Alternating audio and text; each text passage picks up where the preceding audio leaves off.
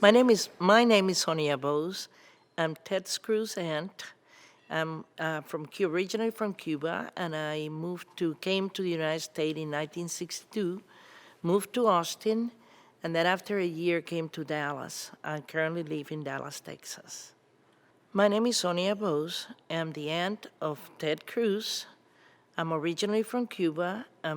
Came to the United States in 1962 to Austin, Texas, and after a year there moved to Dallas, where I now live. I tell you, was very interested prior to Castro. We had a great life, living with my brother and my mother and father, and I had a great life there. I became a teacher, and after Castro took over, we started having problems with the revolution and understanding that Castro was, his idea was communist. So I came to the United States looking for freedom. I was involved since 17 years old fighting against Castro, and actually I went to the hills to fight against him. When Bay of Pig came over, we just left the house. I left the house, went to the hills to fight against him, and when this was in the hills for many months until I came to the United States. I was fighting with all the rebels. For example, we slept on the floor in the hills while we were all the rebels in there. You could see that they were burning all the fields, and they were getting closer to us, so we was moving from one end to the other, trying to get away from everybody. And it was very difficult. The majority of those people are now dead, and I was safe by being able to hide in cave and going from one end to the other, trying to get away from all of them. Right, we realized that he was not a Democrat right at the beginning. He started having ideas that it was totally against democracy. It's just everything is whatever he dictated, everything was whatever his idea was. It was nothing that we could have the liberty to say what we feel, what we like, what we dislike. It was all his idea. And we immediately began to realize that it was definitely a complete change from our country.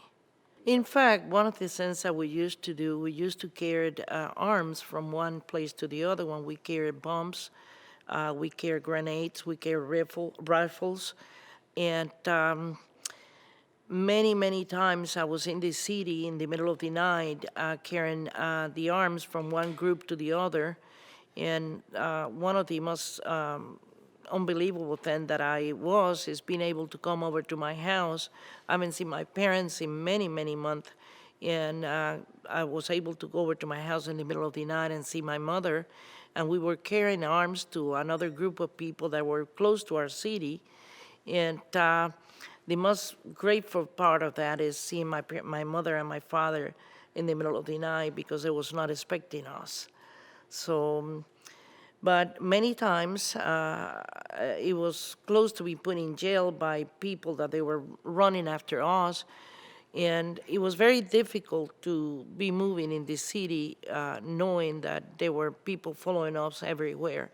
I recall one day we were carrying a set of bombs to another city, and we were being followed by the police, so we stopped at a nightclub, and they didn't recognize us, of course.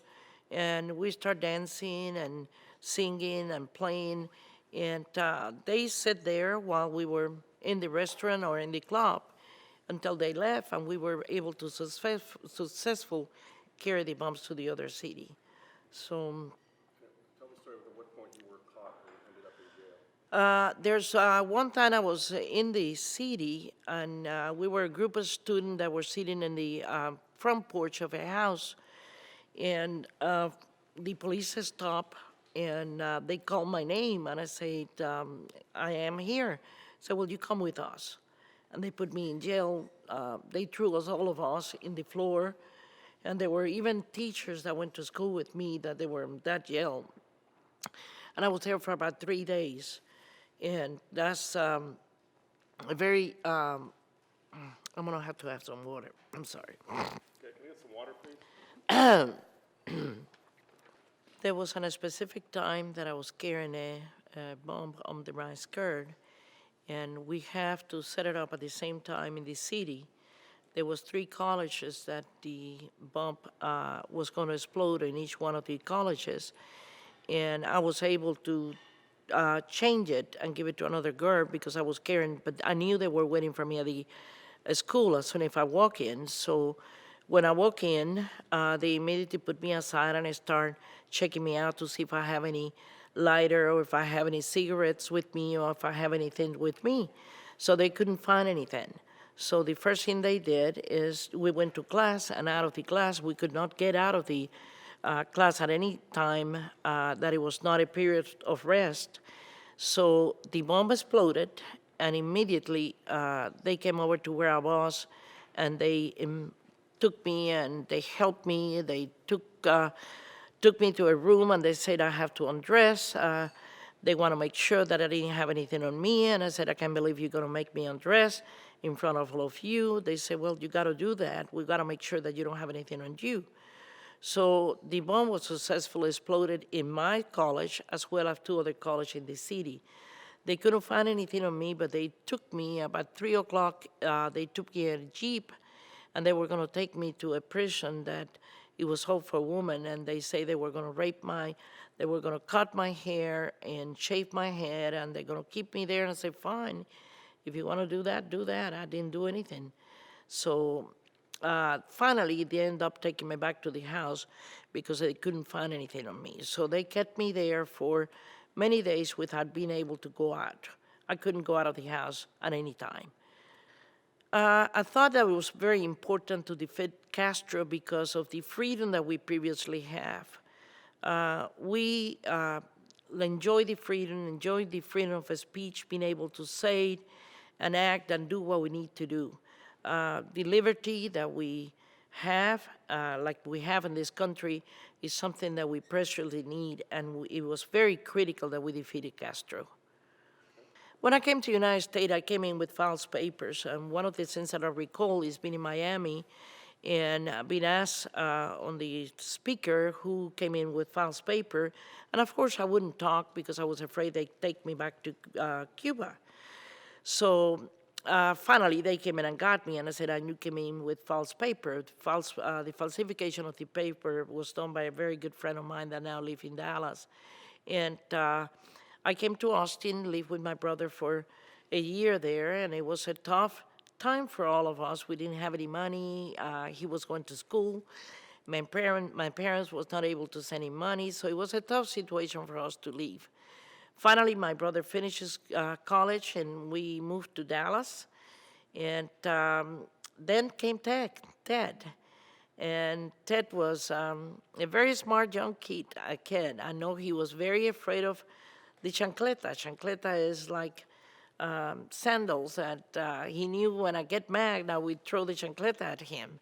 And he was always running away from me, but he was a very, very happy kid, very smart. We couldn't believe how smart the kid was. I recall one of the instances when he stayed with me, his parents were going to Hawaii, or to Vegas, actually, and he was gonna stay with me for a week there. And he was always fun, leave the house full of life, but he was always trying to do things that aggravate me. So I was running around with the chancleta in my hands trying to get after him. He ran, and I threw the chancleta at him, but I didn't get it. He turned around and I said, you didn't get me, you didn't get me. So he was a very enjoyable kid, very. How long did he live with you? He was on and off with, he lived with us on and off for almost 3 months. And it was a great time with him. We had a great time. What was it like for you being a single mom? It was difficult, but being a being a single mother is very difficult. It was tough because I know I have to make it happen. I was here to give my daughter and my parents the best life of all, and I needed to succeed. So I tried. I did many things. I can tell you anybody in this country can do whatever they want to. It's up what you have inside of you. I know I have to give my daughter a good life. And I think I fulfilled that by working hard and living in a country that gives you the opportunity to do whatever you need to do. My relationship with Ted has always been great. I love him. I love him. I think he's a son to me as well. Since we've been together for all his life, he's always been part of us. He's like a brother to my daughter, and my relationship with him is excellent. I am very proud of him. I'm proud of his belief, of the loyalty, the trust that he put on his idea, and I think he's a wonderful man. If Ted became the first Hispanic president, I think I will be the most proudly aunt anybody can ever have. Since he was little, I was telling him that he will become a president of the United States. I recall him when my daughter was 15 years old, the still 10-year-old kid. It was surrounded with a whole bunch of men, so I was trying to figure out what was going on there. I was even giving a party to my daughter, and I couldn't believe that group of men, so I went over there to see what was going on. And I still have that picture, but you can see Ted in the center of all of those grown men talking about the Constitution of the United States. He is incredible. I always thought that he will get there, and I hope he become the first Hispanic president of the United States. Por supuesto. Recuerdo cuando mi sobrino tenía como 10 años, yo le estaba haciendo una fiesta a mi hija por sus 15 años, y recuerdo que había un grupo de hombres alrededor de un niño y no podía pensar qué estaba pasando. Digo, a lo mejor él hizo algo malo. Entonces fui a estar allí y me encuentro que él estaba rodeado de como 12 hombres, donde él estaba contando la Constitución de los Estados Unidos, y me maravillé pensando que un día mi sobrino podía ser el presidente de los Estados Unidos. Siempre pensé, y espero que sea el primer presidente que este país tenga que ser hispano. Porque tiene creencias. Yo creo que mi sobrino sería un gran presidente para los hispanos por sus creencias, por sus raíces, que conoce la vida de nosotros, que conoce la vida de los hispanos, que sabe que quiere lo mejor para ellos, que nada se nos puede dar de gratis, que en la vida todo necesita el impulso de una persona para poder llegar a algo. Mi sobrino entiende esas leyes, entiende esos conocimientos, tiene esos conocimientos. O sea, para los hispanos sería maravilloso que él fuera el primer presidente, que los ayude a ellos a llegar a algo. Una de las cosas más importantes que quiero realizar y decirles a los hispanos que por favor cualquier cosa que le puedan hacer, que puedan soportar su campaña para llegar a ser presidente. Él entiende las ideas de los latinos, él entiende las ideas de los hispanos, él sabe dónde queremos llegar, él los entiende a ellos. Por favor, ayúdenos aunque sea con $5. Él le llegará a ustedes a realizar las cosas que sean necesarias. It was very difficult understanding that we could not do the things that we used to do in the past. We didn't have the freedom of speech. We didn't have the freedom of doing what we needed to do. We couldn't talk. We couldn't go out anywhere without being followed. So I started getting involved in selling there's some selling of items that we could take to the rebels and collect money so we can take to the rebels. Then I got it with a group of people in the school, and we were going to try to do everything that we needed to try to create some revolution inside of the school. So we started setting up making bombs. We started making the bombs. We did it ourselves. We did it at a church, and we used Marlboro packages. We put all the things inside the detonator, and we put we create them. So we pass it around. We took it to places, different places in the city, and we try to create, of course, we try to do this when there was nobody around, where there are no people that we could hurt. We never try to hurt anybody, and we didn't. So in the school, you couldn't be out of class. So you have to be in class at all time. You were not allowed to get out, not even for a break, unless they allowed you to come into a break. So we set up bumps everywhere, in department stores. Sugar cane is another thing that we did. We create ping pong, and those ping pong balls were full of a liquid, and when you threw it, the sugar cane fills start going in flame. So we knew we live in a house that had a fire department in. So we knew the guy that would run in to try to stop the fire. So when he was coming in, we were setting fire on the right-hand side. So he was coming this way, taking down the fires, so we were going out the other direction, setting up fires. So that's how we did it. We create that momentum of being against Castro and create that situation in our cities that they knew something was going on. We were against him, and we wanted to show it up. Right. One of the things that we did is create some ping pong balls that when you threw it and it get into, when you threw the ping pong ball, it created fire. So we were going in the car and we were driving around, a group of us. So we start throwing those ping pong balls to the sugarcane field, and they became on fire. So where we live, they have the fire department. So the guy that was with the fire department came in and was trying to turn down the fire on one side of the road, but we were going in the other direction, instigating more fires. And we did that almost everywhere not only in our city, but different cities in Cuba. And why were you burning sugar? We were trying to create that, we start burning the sugar cane to create that momentum that we were against them. We were trying to show them that we were against the revolution, that we were against what Castro was doing, taking people to the fields to cut sugar cane without having to, you were obligated to go and cut the.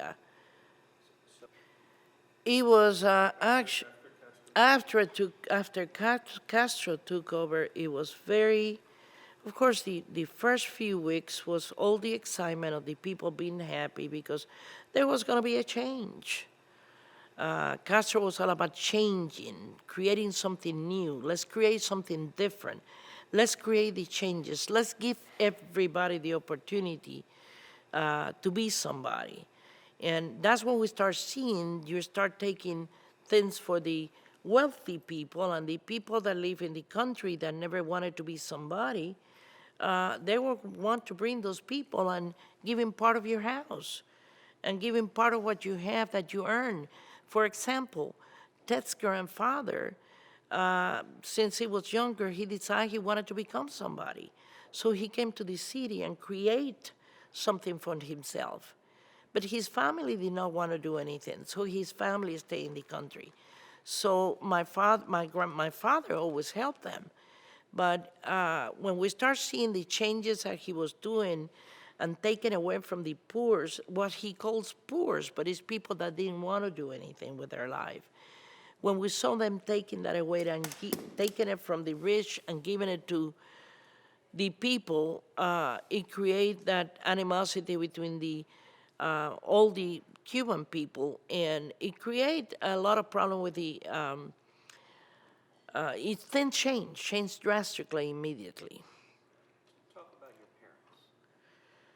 My parents were wonderful. My father was, he worked at a TV where Leonard is electronic equipment, refrigerators, is a very famous store in Matanzas. And my mother was a teacher. One of the things that affected my mother tremendously is she was told to teach the history of Fidel Castro. So my mother was an excellent teacher. I've been a teacher for many years. She was told to change the way she taught the students and start teaching them the history of Castro. She couldn't do it. There was a history in Cuba, not the history of Fidel Castro. I recall she had a briefcase, a brown briefcase, and she didn't have any money to buy a pair of shoes, so my father made a pair of shoes with her briefcase so she'd be able to finish the last few days. She was able to take a leave of absence because she got real nervous and she couldn't teach anymore. It was terrible. She suffered a lot.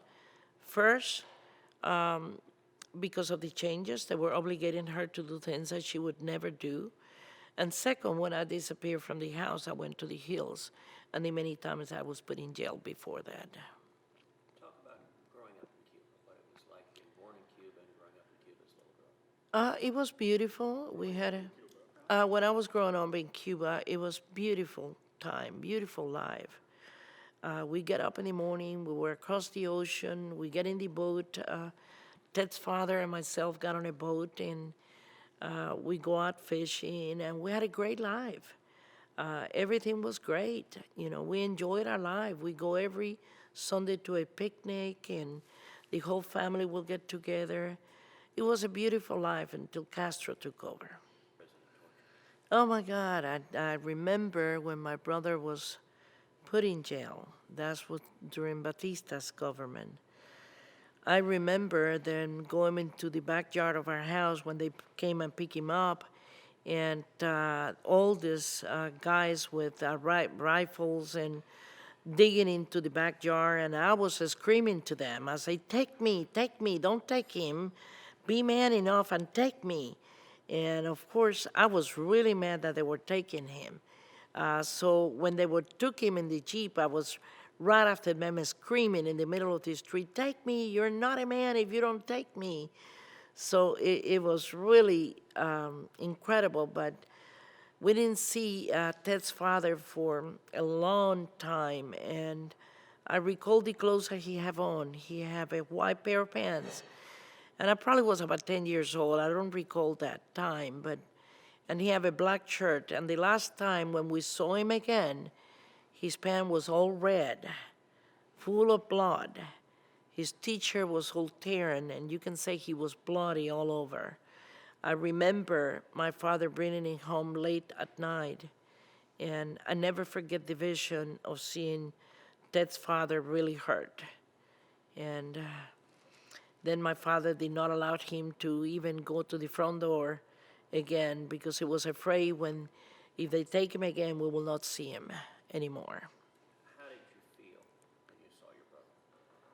I felt when I saw my brother again, it's just a life came back to me, but I was afraid. I was afraid that they would kill him. So we were really terrified that they will come back and get him and they will kill him, but we were very happy. My mother was very happy to see him, and I was concerned how much he was hurt because it was a white pant, it was totally full of blood. Talk about When my brother first fighting, So when I was a little girl, when I was a little, right, I was 14. right, When I was a little girl and my brother was 14. right. Hold on. When I was a little girl and my brother was 14, and he started fighting against the Cuban Revolution, I wanted to do the same. I wanted to be able to help him because finally there were being somebody that, and I was a little girl, but I wanted to help him fight. And he was thinking there were going to be some changes coming to the Cuban people. He was the kind of guy that wanted to be something different.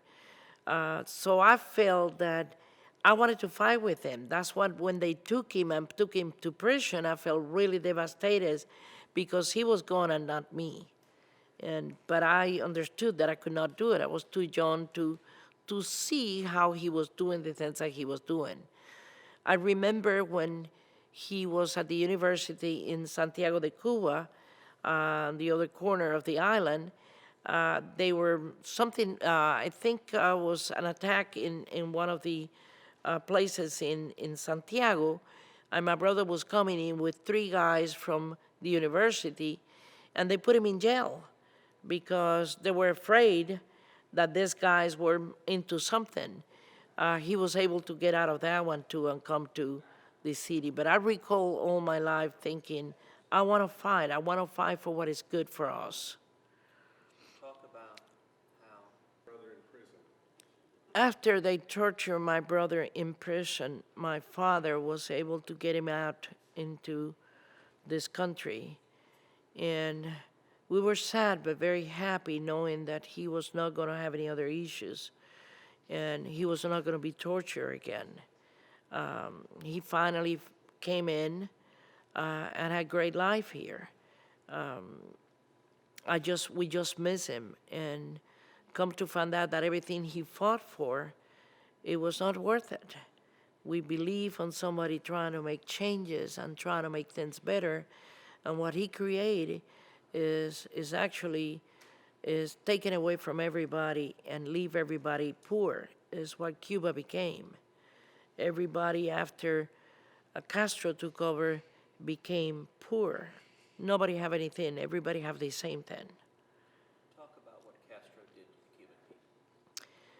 Actually, he made their life miserable. Castro, Fidel Castro made Fidel Castro made their life, the Cuban people's life, miserable. They don't have anything. They don't have any money. A Cuban, an educated person with a master, we probably make about $23 a month. With that $23, they cannot go out to any Divisa store because a Coke will cost him one CUC, which is $1. So they won't be able to spend any money on that. The money that they have is only for paying the light, the electricity, paying the telephone bill if they have a telephone. Very few people in Cuba have telephone. They buy through a little book that they give you, and you have to go to the store when the rice came in, and you have to buy a pound of rice for the whole family. It's a miserable life. He destroyed the life of the Cuban people. Cuba was a beautiful country. When I went back to Cuba after 30 years of being away, I did not recognize Cuba. I was thinking I was in a third country. I did not see anything like it was before. it was like a third world country. It was like a third world country. They didn't have anything. The houses were destroyed. Furniture, I recall sitting in a couch that have holes in it. And when I went to sleep, I recall, I'm telling you, I sleep in a bed that I don't know how could it fall asleep there. It was so hard that nobody can move out of there. They don't have anything to eat. You see the little mouses trying to get to the beans because they're hungry too. Those little animals are hungry. It's a very sad situation. The Cuban people are suffering for not having what anybody can have in a free, with liberty in a free country like the United States. Talk about When I became fighting against Castro and the Cuban Revolution, is when I realized that things are changing, tremendously changing in Cuba. It was not like he was saying he was going to be. It was not the life full of liberty and expressions. You could say whatever you want. You could do not what you want was in the rise of the people to do, but everything was different. It was not what you think it was. So it makes us more miserable living in a country where you don't have the right to express your feeling or the liberties to be able to be yourself, and being able to say that I want to go to Miami right now. Or I want to talk about what I like, about the government don't like. It changed our life completely.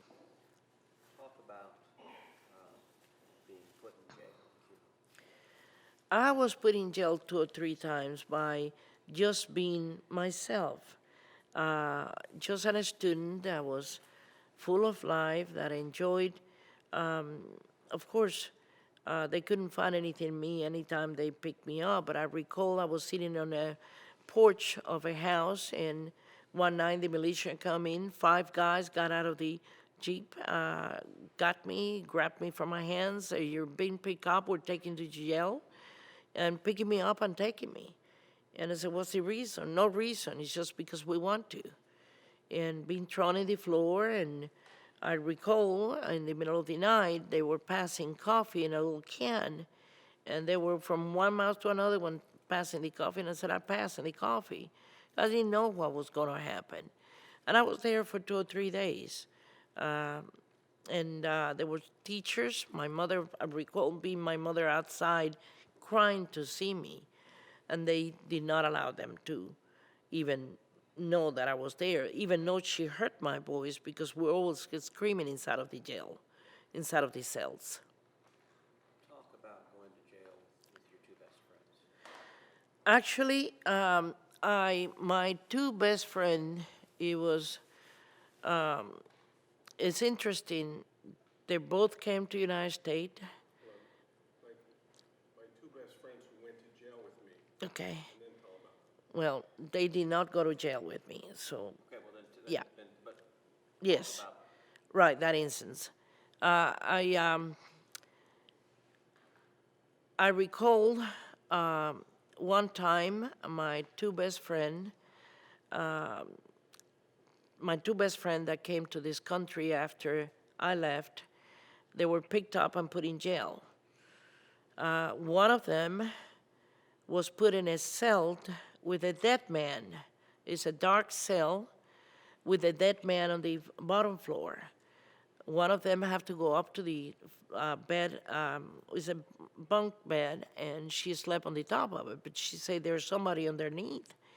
And I need to wake this guy up and see what's going on, this person up. It was real dark, she couldn't see anything. So come to find out after 3 days, and the guy not moved, she tried to wake him up, and the guy was dead. So she started screaming inside, and they finally took that guy out, and they left her in there. My other friend was put in a TB hospital, a hospital for people with tuberculosis, and she was there for 364 days. She didn't caught tuberculosis. She was actually a person with a lot of faith, and she died. She died in our city in Dallas a few years back. But it was is that group of people. They also in their house have people that were hiding from Castro, and they were able to get somebody to get him out of the country. And the people that they were getting out actually was part of Castro's people, and each one of them was killed when they picked him up. talk about your My feelings was when I was in jail in Cuba. My feeling was feeling afraid. I was afraid that my mother will have a bad time not knowing where I was. I was ready to go after these guys, and if they would say something to me, I will answer back to them. I felt like fighting for my rights, fighting. And it was a mixed emotion that I was having inside of that cell, knowing that I could do something, I could not do it because my hands were tied. I couldn't do anything. But at the same time, I felt what's going on with my mother. What happened to my mother if I don't get out of here? talk about how they treated you in jail. They treated me very poor. In jail, I was, yeah, In jail, I was treated very poorly. right. In jail, I was treated very poorly. They try to put lights in your face so you can talk. They try to, a whole bunch of people talking to you at the same time. They ask you questions after question. They repeat the question. It was very devastated interviews that they were, interrogation that they went through, and you had to answer. You didn't have any choice. It was kind of scary. They didn't give you time to do anything. If you needed to go to the bathrooms, then do it there. It was a miserable situation inside of the jails. Actually, when I recall when I escaped Cuba to come to United States. Again, I was in the hills fighting. I had my rifle, and I was ready to do whatever was necessary to survive. And my father was able to get me a passport. I have a visa that my brother have been able to get for me to be able to go to the University of Austin. And I went to, he was able to get me out of the hills. I came back to the city in the middle of the night. Next morning, they took me in a car, and I was very quiet sitting in the back of the car. They took me to Havana, and one of my friends was with me, and I went over to the airport, and when we present my passport, they said, hey, this is not right. If this letter says something else, you'll be able to leave. And I said, well, that's illegal, and I'm not going to do that. So we went back, and I said to my father, stay here. I'm going to go with my friend, and we took a taxi, and she had beautiful handwriting. So she changed all the letters to what it needed to say. We went around in the taxi, did a couple of round blocks, and we came back. Came back to the airport. We threw the passport in the top of the table, and the first person they called, it was my name. And when they saw the passport, they stamp it and say, go. So I never forget that day. That was a day full of emotions because I knew I was not going to see my mother again, and I don't know when I would see it again. So I remember they put me inside of a glass door. I couldn't talk, couldn't say anything to them, couldn't kiss them goodbye. So we were at the windows, at the glass, crying, looking at each other, and that was the last time I was be able to see them. So we got to Miami, and my mother was devastated. My mother was crying, and my friend was crying, my father, and I remember when I got to Miami, they wouldn't let me out of the place. They were asking if anybody came in with false paper to please say so. So I wouldn't talk, and I say, no, if I say that I came in with false paper, they're going to send me back to Cuba, so I wouldn't talk. So it went past, about an hour passed, and they came and got me, and I said, come with us. So I said, I know you have false papers, and that was the end of the story. They was there for about 5 more hours. They let me out. I've stayed in Miami for a week with some dear friend of ours. Talk about how you felt. When I got to United States and I put my feet in the ground, I felt that it was the most wonderful thing I could experience, being free, being able to look around and say, oh my God, I'm free. I'm out of this tortured country that kept me behind on everything. I was so happy to be in this country. My life became a new life. I was very sad of leaving my parents behind, but I was happy to be in a free country. Talk about your first job when you got Very interesting. There's always an opportunity for anybody that want to find a job in this country. And I recall my first job was at El Phoenix restaurant, El Chico restaurant. And the only thing I could say, do you want a booth or a table? And that's all I could say. So if they said I want a glass of water, I said a booth or a table. And that was it. I couldn't say anything else. But I learned. From there, I decided I wanted to have a job at a bank, that I could do it. I knew I could do it. I could learn the language. And I went to the bank that was close to my house. And, well, we first lived in Austin, but when we came to Dallas, and I went to this bank, and I said, somebody somebody got to have to listen. I want to learn. I want to be somebody. I want to show that I can get somebody. We're in a free country. We can do whatever we want to. So I went to this bank, and one of the things on the application is to draw a picture of where you see yourself. So I drew a baseball field, and I fill out the bases, and I was this little person running, trying to get to home. And I just went, opened my hands and said, help me. So the guy, I recall the president of the bank, and he came and talked to me and asked me, and said, what do you want? And I said, I want somebody to help me. I want somebody to give me the opportunity. I know I can do this job. And he said, what about the English? And I said, I will learn. So he gave me a job as a proof operator. I walked to work, and I became a proof operator. And from there, I did every single job in the bank, learned the language. I remember when I was talking to somebody on the phone, asking somebody, help me, what do I say now? And they would tell me, say this. What about if they ask me some other question? Well, you listen. And that's how I learned. And I became a vice president of the bank. And I'm very proud of that. Only in this country you can do that.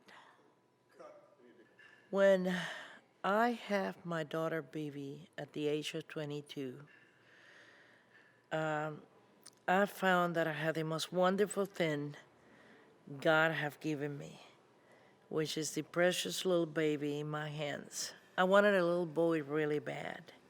Instead, she gave me a little girl. He gave me a little girl. I adore that little girl since the first day she opened her eyes. She was my life. She was everything that I had.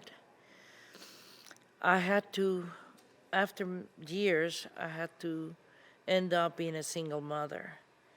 And the only thing I thought is I have to work very, very hard to give her the best life I could. I have to be the father, the mother, and everything to her.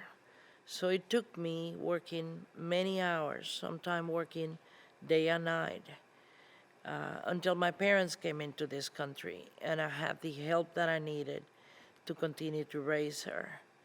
I remember working with my father at night to have more money, because now there were more people in the house, and I have to earn more to be able to give him a good life.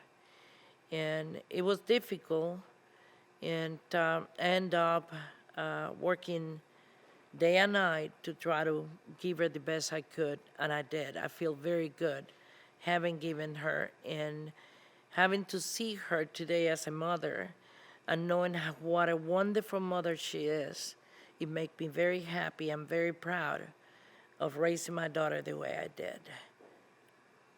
When my parents came into the United States, it was a form that they had to adapt to complete to a different country, and not speaking the language was very difficult, even though I found my father many times playing dominoes with the neighbors and not speaking the language, but I guess dominoes is a game, and anybody can play a game without speaking the language. But it was difficult, having to take care of them. My father actually became worse by the dates, and we have to take care of him until he passed, as well as my mother, who passed 7 years after he did. And their life was a happy life. We enjoyed being together with the family. I remember when Audrey was born and seeing my mother holding Audrey, and she didn't know who she was because she lost her mind. She had Alzheimer's, but it was a wonderful moment having my parents here, and they're helping to the last minute. They were great. I recall one day, my nephew, when Ted went to Princeton, and I have told all my kids, no matter what it is, no matter what you do, I'm always here for you. Call me. I don't care if you do something wrong. I'm a person that you can call at any time of the night or day. So I recall one night, Ted called me. It was about 1 o'clock in the morning. And my brother and his wife have lost all the money they have, and he needed some money. He had to pay $2,000 back. And I said, how do I do this? Ted said, I need some money. Would you be able to help me out? And I said, I tell you what, I fly first thing in the morning. Don't worry about it. I'll be there first thing in the morning with the money. And he said, no, I don't want you to come in. I want you to wire me the money. I just want to show them that I can pay them back right away. So I said, okay, Ted, I'm going to make you a loan. I don't have any money. I'm a single mother, but I'm going to make you a loan, and you got to pay me back $100 every month until you paid everything back. Well, he was such a wonderful guy, and I wired the money, and I want you all to know that Ted paid me every bit of the money back, which as of today, I have never cashed a single money order that he sent me. But he paid every bit of the money back. I was there for him. I'm glad I was there for him, as I will be for him when he get older. And I'm a little old lady, but he can always call me at any time.